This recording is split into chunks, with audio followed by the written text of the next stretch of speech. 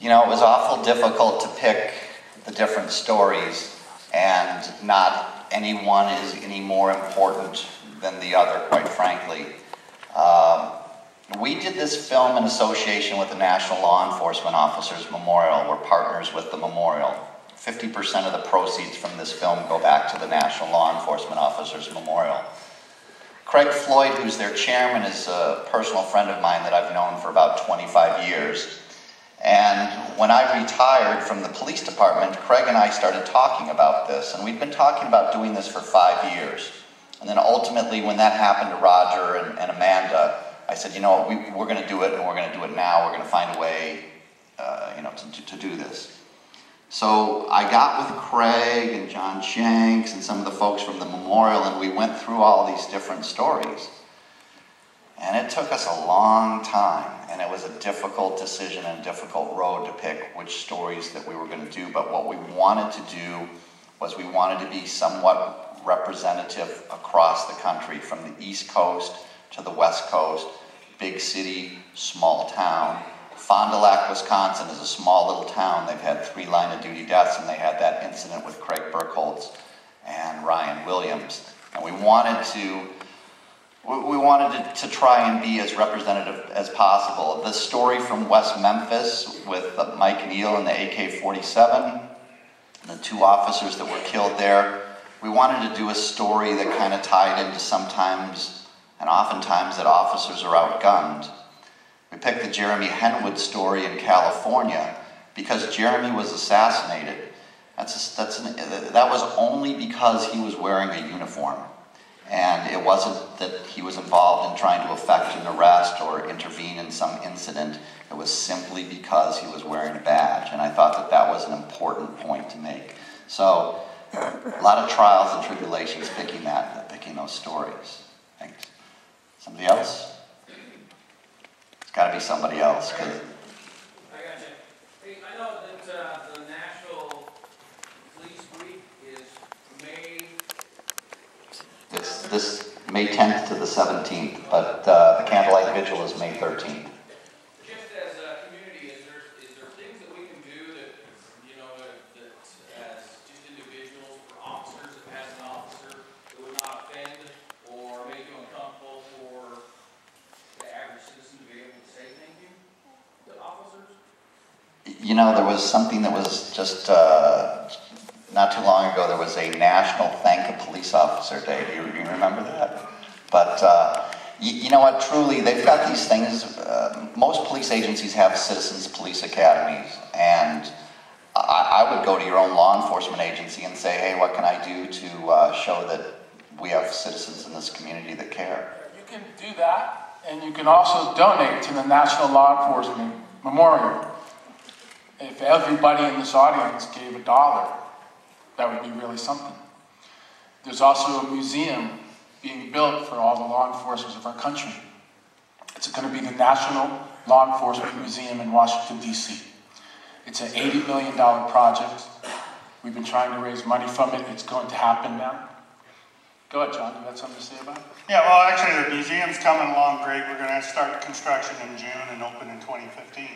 But for National Police Week, what can you do? Well, first off, the Candlelight Vigil that's attended by some 25,000 people in Washington, D.C., families of fallen officers, surviving officers, we simulcast that on the internet. Why don't you come back to a venue like this and watch the Candlelight Vigil and be a part of it? But more important, when we talk about the National Museum, why build a National Law Enforcement Museum? Why is it important to have a movie like Heroes Behind the Badge to educate the public about what law enforcement really does? Who are we as people and family people? The call to public service is not just to drive a police car and respond to calls. Most cops are coaches. Most cops teach Sunday school. Most cops are involved in their community in a big way. But when you see a cop, when was the last time you just walked up and said hi? Or thank you for what they do every single day? Police officers are out there for us every single day. Answer this for me, in your own head. Last time you saw a police car, who was driving it? Was it a man or a woman? Are they white, black, Hispanic? We don't recognize that. And I ask you to do this for me. Look at the person behind the badge. The men and women who serve this community. Very, very important. Thank them when you see them. Honor their service. Respect them for what they do for us so that we can live, as I said earlier, live free in a democratic society because those law enforcers are out there. But come National Police Week, if you can't join us in Washington, D.C., sign on to our website, lawmemorial.org. Watch the ceremony because 8 p.m. Eastern Time and be a part of the National Law Enforcement Officers Memorial. And we also have a program where you can hold your own candlelight vigil locally. Come together, light some candles, remember the fallen officers here locally in this community, and we'll be doing the same thing on the East Coast, thinking of you. So I appreciate that. So it was a great question. Somebody else? Would this be eligible for the Sundance Film Festival? Sundance already came and went, but we did submit, and no, they did not pick us. And, you know, I'll just be honest with you, when it comes to the film festivals and whatnot, most of them are kind of uber liberal, and this is a little bit too conservative Americana, and, you know, we haven't had any luck with that, no. Somebody else? I'm not sure it has to do with the liberal thing that he just said. It's a different world out there when it comes to these festivals, and they're mostly about business and not about giving other people money, but making money for themselves. And that's why a film like this wouldn't be accepted. It would be great if it was, but Democrat or liberal or right or left, it doesn't matter. It's all about money. Amen.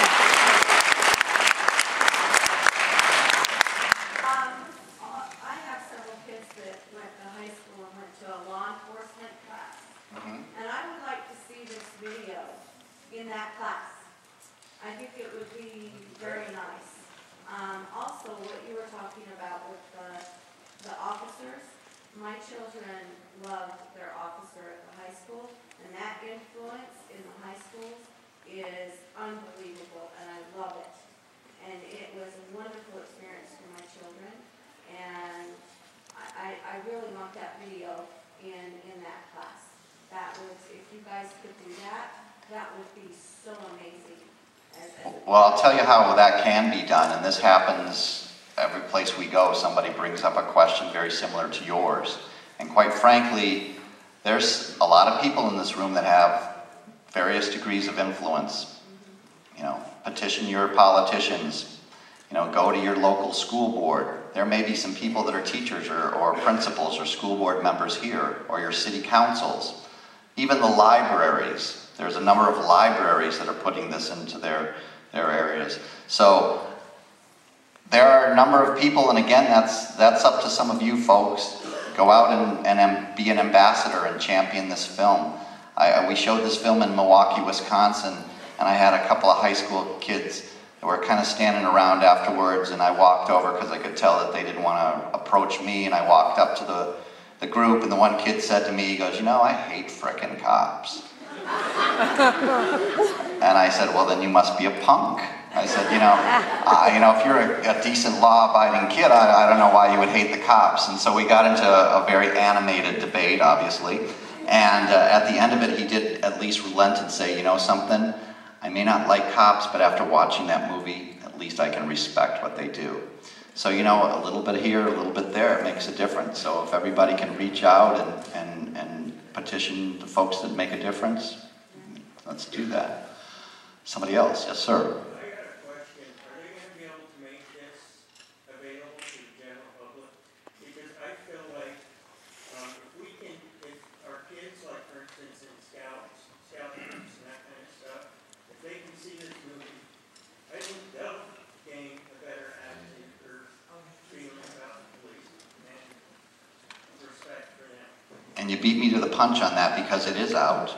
It's available online through the National Law Enforcement Officers Memorial Store, online in their physical store in Washington, D.C. And as I had mentioned before, 50% of the proceeds go to support the National Memorial. For those of you that are so inclined, Drew's out back. We've got Blu-rays. You watched it on HD Blu-ray here tonight because we had a great facility here. So it is available here. We have DVDs and Blu-rays for sale. Otherwise, you can get it online. It's even available, I believe, on eBay now. So. And also, as a mom and a dad, you can get it for your kids to watch. If you think it's going to teach them, whether you're a law enforcer or not. And for the officers in the audience, they can pass it on to a friend and say, hey, maybe your kids should watch this. That's one way, Somebody else? Anybody's got questions? Yes, It ma'am. may be a little too personal, but Mr. D'Onofrio, have you had someone in your life that you lost? Is that what your motivation is to take part in this type of a cause? I have, but that's only part of why I'm here, Okay. It's mainly because me being here can help bring more of you, and then I can tell you stuff that I think. And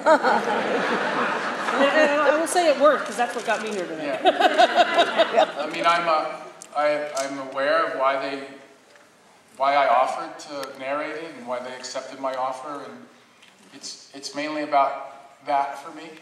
I mean, I've lost important people in my life, like we all have. One of them was a firefighter, and he was very important to me. The guy who raised me, my stepdad, George. And but it's only part of the reason, Okay. Thank you. Somebody else? Yes, ma'am. Did doing criminal intent make you more aware of? Yeah, what cops go through? Nah. Yeah, what cops go through and kind of more what they're. The truth is that I did that show for almost 10 years, and there was only a few actors that had been involved in the first show and then the second show and then my show that ever did anything for law enforcement. Yeah. And no matter how many times I asked, they'd never do anything, and the company. And so the minute I left the show, I now do everything I can. Yeah. I got to know a lot of detectives. Some of them liked me, some of them didn't. But I was the first time I ever actually spoke to officers and detectives as people and not as just cops. Yeah. And so, yeah, it's a good question. I think it did enlighten me in a way. Thank you. Yeah. Somebody else? Yes, ma'am. I've got a couple things. First of all, I'm an ex-wife of a federal probation officer for over 10 years. I have 3 older children, and there was an incident in Las Vegas where my first husband's office was down below there was shooting. And so that brought it home. Even that I'm not married to him, I still pray for his safety and to make sure that my children still have their dad. And I'm so grateful for what police officers do every day to go out there and make this country safer and free for us. So having that said, my first husband was involved with doing, setting up a gang unit between Las Vegas and LA, and now he's a supervisor over the weekend. And I personally worked for the airport in Las Vegas and I was in parent for over 10 years. And so we had a good relationship with the drug officers there on the airport. My point is there's a lot of things we can do as citizens to be aware of what's around us. First of all, we need to protect you guys while you're out there. Get that network. How much does the suit cost? Secondly, trying to bring all of the computer agencies or the information into one database so that when you got a guy in Alabama and he's gone to Utah, how can we make sure that we're not missing him? You should run for office.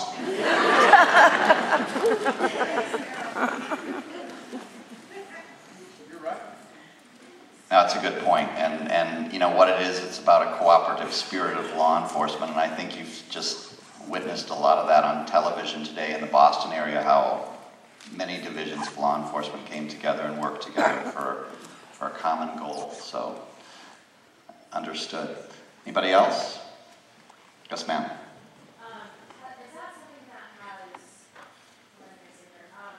since 9/11, has there been a more cooperative spirit between different levels of law enforcement? Or is that something that we're just seeing more now because we're more aware of what's going on in our country and whether they would protect us? You know, I've been out of it for 5 years now, but I can say that the people that I talk to and friends and whatnot, there is certainly a greater spirit of cooperation and relationship since 9/11, and obviously there were some agencies like Homeland Security that were developed for that very reason. Someone else? Yes, ma'am. I think that it's really important for the city councils and the people that run the city to take a look at their officers and say, we need this, we need that, we need the data we say we're out of money, sorry. That's not, you know, what we do right now. Doing, taking their own seeking to say, right, is there now,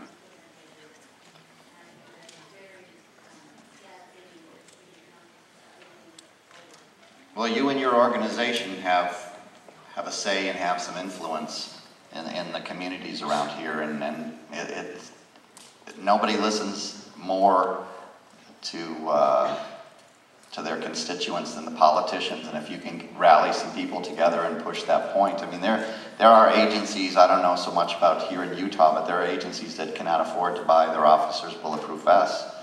And you know, Craig Floyd mentioned that in the film. And that's a travesty for sure. So, absolutely. I want to share something. Yes, sir. Go ahead. Ma'am. Sorry. I forgot to see with the lights. That's Connie. Hi, Connie.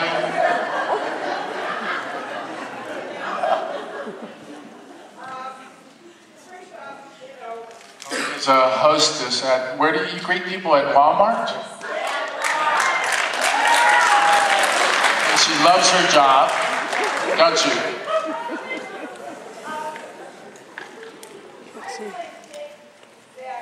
I really think that we need to, in a sense, slap our congressman upside the head. Amen. As he said earlier, it's the almighty right. We don't get that, you know, the officers don't get things like the jackets, the Kevlar jackets. They don't get the things that they really need because of our stupid congressman. Amen. You wanted to ask something? It's what you said before, how you were talking to a kid and that kind of animated conversation. I'm 19 years old now, and I would say from as far back as I can remember, I never liked cops, and I've been a pretty good kid, never been in trouble at all. I can't honestly say if it's because it's passed down animosity from family, or if it's just other kids around. I just want to say thank you because it's only until today, watching this movie and everything, I remember that cops are human beings too. And thank you. Thank you. Thank you for saying that.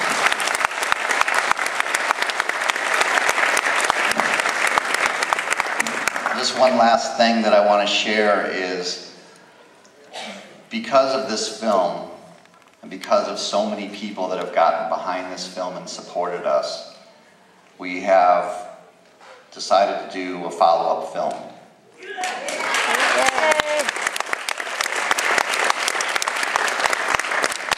And we're happy to say that one of the stories is going to be about Brody Young here in Utah from Moab. So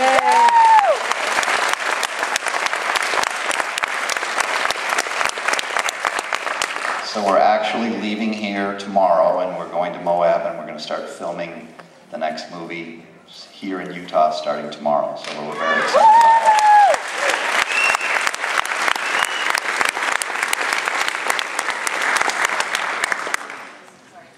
We're going to have to wrap up with the questions, but I'm not on the program. I should have Nisha up here. She's trained to do this, but I want to thank all of you for coming tonight. I want to thank you for supporting these men.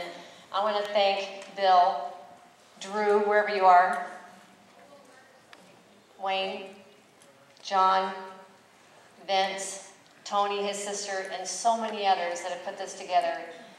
And they have really, truly said it all. But please, when you see a policeman, I know personally myself, when I see them now, I have two thoughts. Thank you for what you're doing, and please be safe and go home. So I hope and pray you'll have the same feeling as I do. And thanks again for coming here, and thank you for our special guests, to Sergeant Hutchinson. We had Aaron Francombe here. We have Mrs. Ivy, her son who was lost in Arizona, the Border Patrol. Thank you, and all our law enforcement. Please give yourselves all a big round of applause. Thank you.